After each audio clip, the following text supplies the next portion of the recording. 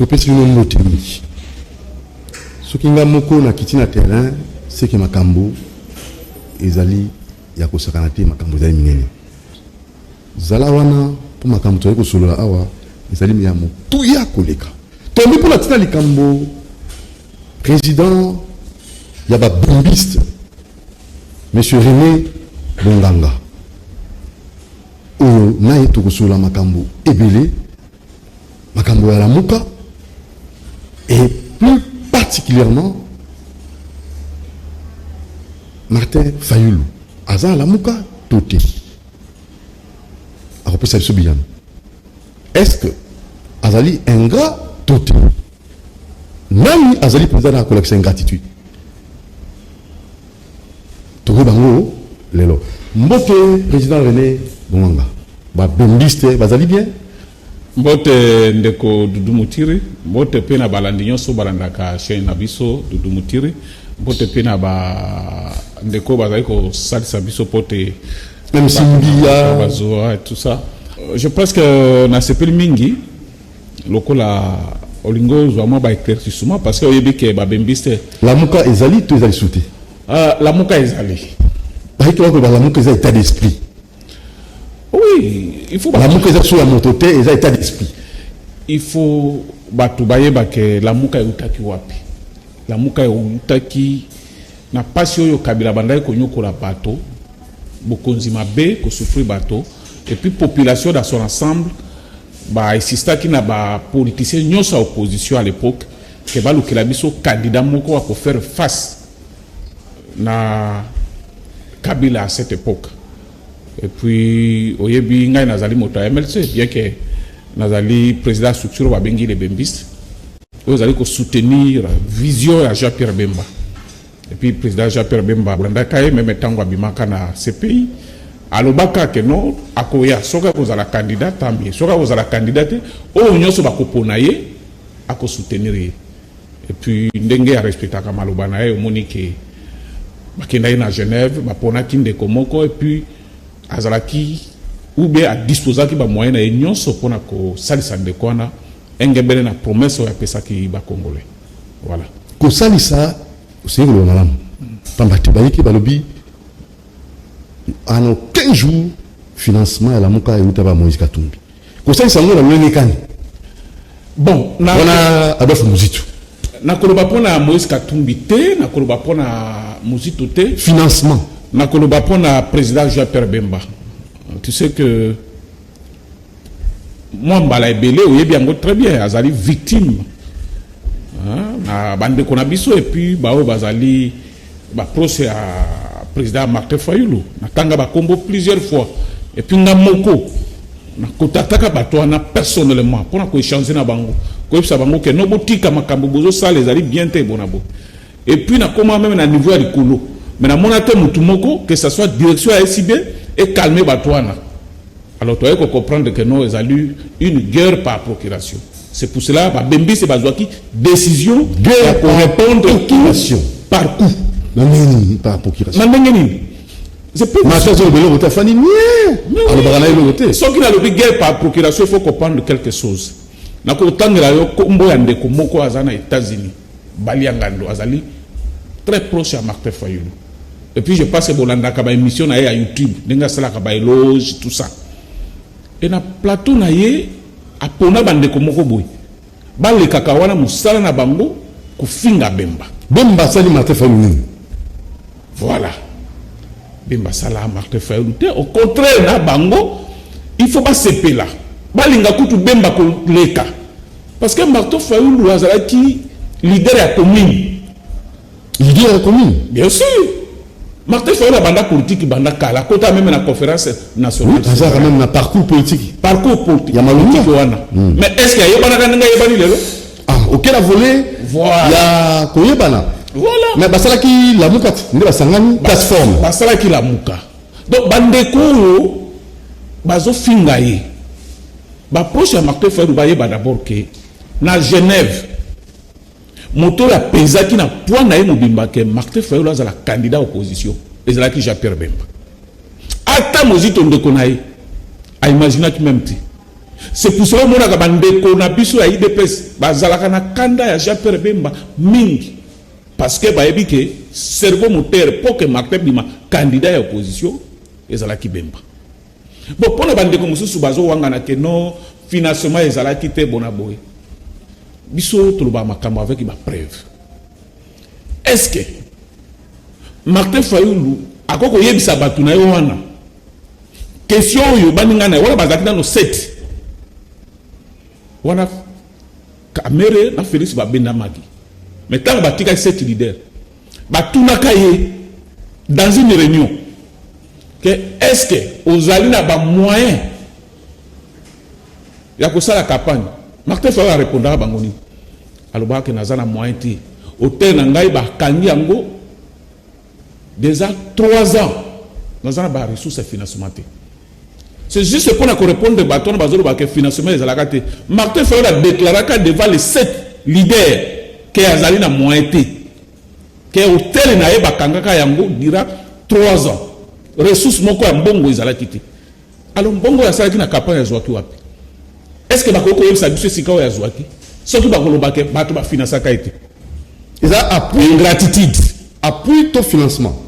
Babi la mouke ezalaka na financement te ezalaka na caisse te ezalaka caisse te comment campagne na mboka na biso ezali kokute ba vieux po etambola bakenda kozwa ngo pamba il faut l'argent ba média bino ndenge ezawa bien que na ba média oyo ezali proche na Bemba baleka ofele bunyo kwa ma bino ba oyo est-ce que beaucoup témoignent ce qui Martin Fayulu a payé ça combien na chaîne oyo na ba chaîne Bemba ezali na étendue République mobile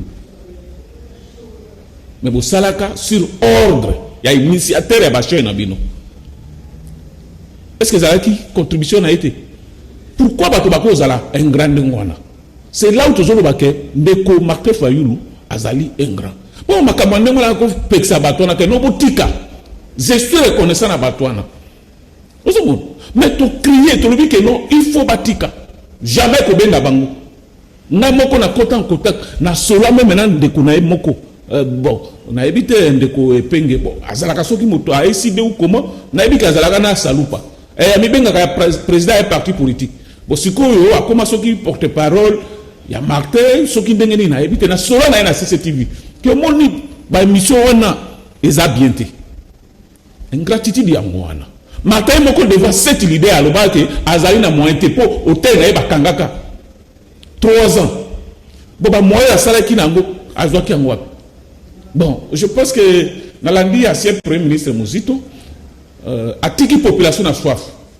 akoye ko lobate te ba financer ki te mais ngai moto na salaki nyos mais il n'a pas dit ça mais ba to ba monique Martin Fayulu bataka campagne à l'américaine et puis ba source wana ya ba moyen wana nyos utaki wapi soka lobike bato ba financer te il fallait lobake moto a financer ka exactel ça toujours c'est sur ingratitude de niveau dans na financer ki to lingi to e baté toujours loba ingratitude ya Martin Fayulu parce que devant les 7 leaders à loba ka zana moyen te et c'est là les 7 wana ba contribuer pour akoma ndenge azali il devait quand même reconnaître ça ingratitude et puis bande ko ba bi Martin Fayulu te donc azali pe pona ba intérêt na yemoko bien sûr azali ko senga réforme bido ko senga na réforme wana asaka déjà partage de pouvoir na plan de sortie de crise na amen alors baka boy Félix ba institution tika la place ba créer poste moko poste wana mi ponaka ka ye moko a diriger yango atia ko mwande ko mususu te c'est pour vous dire que abanda ko mi se battre pour na intérêt na ye est-ce que vous comprenez bien ce que tu as plan de crise wana est-ce que tu as poste boyeke non Muzito animé yango ou Moïse Bemba ami ponaka ye moko ke ye animé yango donc il n'était pas là pour na ba intérêt ba congolais donc ba intérêt personnel kaka ye et puis les londongo zomona ba guerre froide où les alaka kete s'il y a un problème ba contacter kaka ye ça y est loko mo ko salate non vérité des jours il y a lingi baso ye Kabila na Tshisekedi sika makambo ezali sika makambo ezali ozomona vrai problème ezali mais or déjà si attaque la vérité des îles quand on est à reconnaître que non Félix attaque la président Si tu discuter pour l'année. Pour vérité des îles, l'objectif finalement, c'est que tu as gagné et puis elle doit pouvoir. Mais quand il a reconnu Félix qui a le président Petit Kalawana, et là on dit surtout que la vérité des îles, ils sont dans ça, c'était.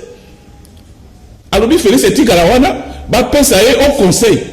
Il y a des réformes de l'institution. À Kabuli, déjà, poste. Amitié lié, moko. À Tiamou, tu me suis soutenu. Le quoi, et puis, Batoba Landanga très bien. Et ça, pour n'a pas intérêt à Emoko, amitié à Emoko. À Tiaka ni Muzito, à Tiaka ni Mutumusus, à Tiaka Emoko. C'est pour vous dire que ça pour n'a pas intérêt à. Et on ne peut pas parler, il y a pas de vérité des îles. Pour déjà, c'est à Tiaka qui Yango. Quand on a Kabula, le but Félix Petit Kalawana. Bon, beaucoup de choses sur vérité. Monsieur René Bonganga, et puis, troisième point, pour aller insister, d'abord, trois points aux autres procédures de Martin Fayoul. Un, ingratitude. Azali ko reconnaître bo lamu oyo baninga basaliete. Azali ko tinda batu na sena se ba finga baninga nae. Ce n'est pas bien. Deux, ba intérêt personnel. Et troisième chose, alingaki azala président moko ya mabe koleka. Comment ça? Comment ça? Pour le mabe ya mutu mara soki boza suna été. Boza suna yenda la muka to. Non, toza la muka. Mais pour ni ko misa na ebo. Tozo binisa. Et ça tozo lo basaga. Pour ceux qui te continuer bien mutu na mutai ba. Et ça l'intéresse que nani? Il y a Kabila, il y a union sacrée. Na yo qui peut mikolo ke balobi na Kabila bakomi ko coopérer. Ozo mo ate bazolo belo ko moko. Kabila so lobi boye pe lobi boye. Ozo comprendre. O moni pe bato muso bazali ba très proche na bango. Oye bien tout ça awo. Mais jour ozo ya to koiba. Pourquoi dialogue ezalaka pona Congo mobile? Mais ezolo baté et sur la lié Félix na Kabila. Il fallait le bakayer yena Félix pour bazo wala babameko wala bokonzela ba Félix bangobo mi balé borode ya Kabila na kati zani. Tu vois? Donc alingi yena liena e Kabila ba minoriser Félix. Na kala babaki be manaka liena Kabila. Na ba rumeur etambola na kala. C'est ça. Babilo kona nyonso bango ba chaîne na ya YouTube utiliser bande ko poto. Babilo kona nyonso déjà ba si ba longola be bana la muka kala. Bemba Zaboui. Et je me pose des questions. Quand Bemba sont mobilisés, Bisso va auto-voter Martin Fayoul. Azalaki bien. Quand Bemba a tiré un moyen de communication à Angers pour soutenir Martin Fayoul, Azalaki bien. Mais les lots, Bemba comme Abbé, pour accueillir, pour coûter à Félix, pour avoir intérêt dans le book. Nani motali beso a pardonné à Félix. Les années Martin Fayoul. Nani motali dimaga que non, Félix est Kalawana. Et c'est là qui Martin Fayoul. Mais comment ceux qui va répondre à un appel, d'abord au dialogue de Bissot, via son plan de sortie de crise là. Alors, pourquoi? Donc, pas question Bembakin, pas question Moïse Akin, il faut y avoir intérêt personnel. Ce n'est pas bien. Or, Bemba n'est ayaki, ayokaki Félix. Azozela, Félix a pris sa position. Nous avons pris sa position. Bemba yaki te que non bon que la naza la premier ministre naza la beauté lokola yende ya salaki lokola ye a panzaki des apoké a kaboli a boningombe a panzi Félix yo zo bongana zo abo oso comprendre.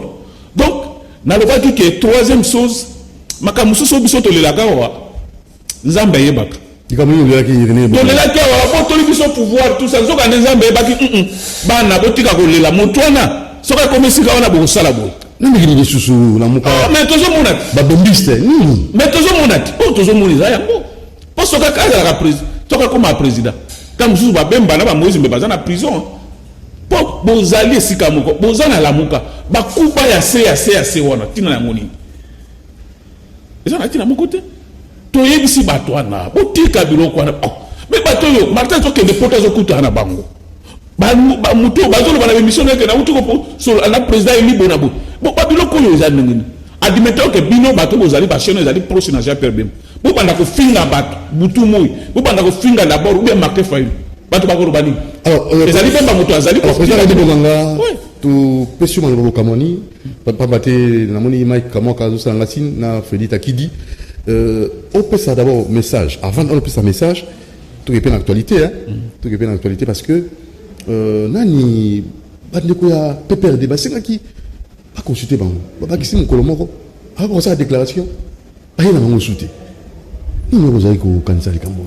Bon je pense que dans l'actualité avant to ozonga susu oui tant que tozala une opposition ennemi bien adversaire commun à biso zala ki PPRD peuple de lelo azana leçon ya kopesa batuti oyebi combien à époque na ye combien senga dialogue biso MLC na souci ya mboka tokendaka dialogue wana deux fois. C'est pour cela on a qui président Bemba lobaike et si ka ba congolais ba kofanda pona kosulula makambo etali ekolo tokozala toujours présent. Peuple de bazoboya dialogue pona ba intérêt na bango moko na lobaka na ba émission mosusu awo o bazoboya te pona ba intérêt ezali de façon que ba avantage bazana ngo lelo soki ba kena dialogue et ko za la bousculer ba ligne ko za la bouger yango na bazoboya mais ezali pona ba intérêt ya mboka te. Vous comprenez? Donc pour revenir à Cambo, moi j'ai retenu trois choses et pas à Martin. Ingratitude, intérêt personnel et puis il y a la président Moko Yamabe. Pour comment yozali na baninga ozoti na batu na scène c'est ba na kofinga ka mutubu ba na kofinga mutubu pour na raison mais ce que za kozala ba moyen on a otinda batu nga ba ndokanga batona ko tia bango na ba cacher ko tia bango na ba prison. C'est ça le problème toujours. Donc est-ce que Martin Abemba Baromi Balé parce que le problème tout ça bato sende bazali ko alimenter. Non, je vais donner un exemple. Bemba yemo ko voter. La chaîne nous allons proche à Bemba. Ce qui est finga muzito bato akolobani.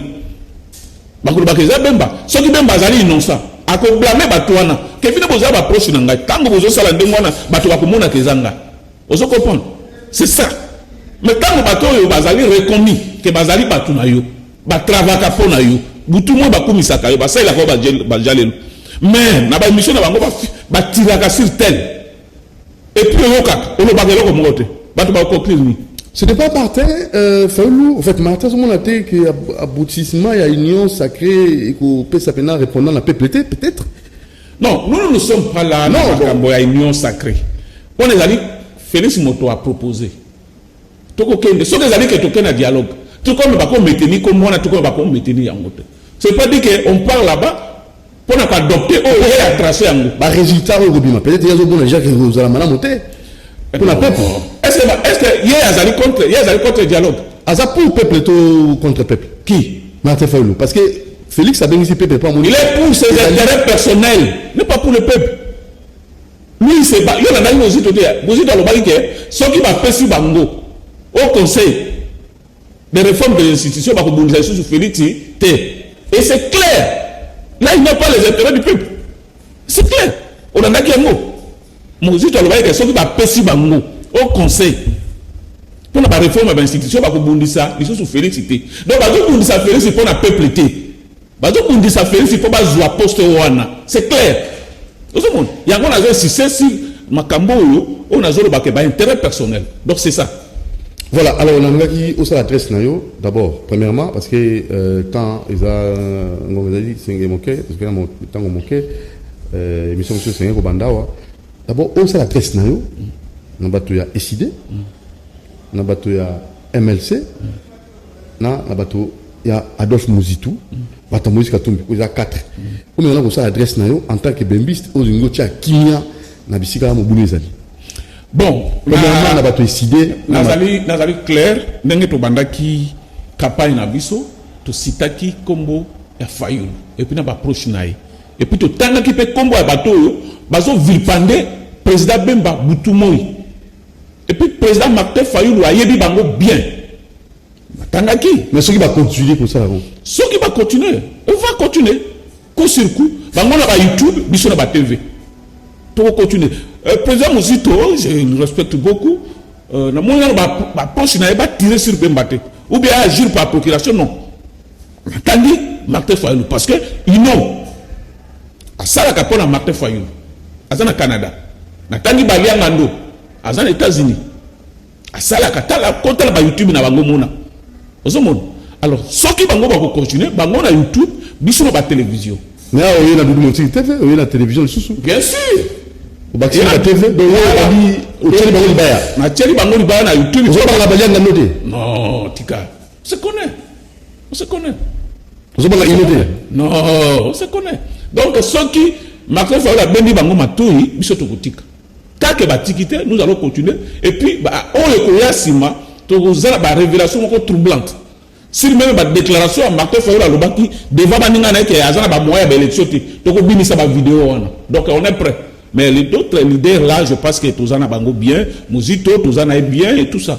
mais pas matin fois na bato na wana na mususu bazana Kinshasa wa ba journaliste mususu ya ba internet bazana tozo documenter ba makamike mike je pense na ba jouro exoya tozo continuer toujours ko pesa mise en garde ce qui va continuer toujours na combat président Bemba et to commis cette terre parce que nous sommes des bembistes tozo wana pona ko défendre vision à Pierre Bemba et puis ce que nous salir Bemba en tout cas au coup de son nzela na yo. Voilà. Merci, président René Bonga, président Babembiste, Topesio, merci. Je crois que Montonamontoazu Oaye, et très prochainement, si vous en attendez, pour des éclaircissements et surtout pour la lumière, éclairage dans ma kilé, non, sur les collègues. Je suis disposé, mon chéri. Merci, na Freddy Takidi, na Mike Kamwaka, et bon, on a la chaîne, nous sommes partenaires pour la penza, pour étendre l'information.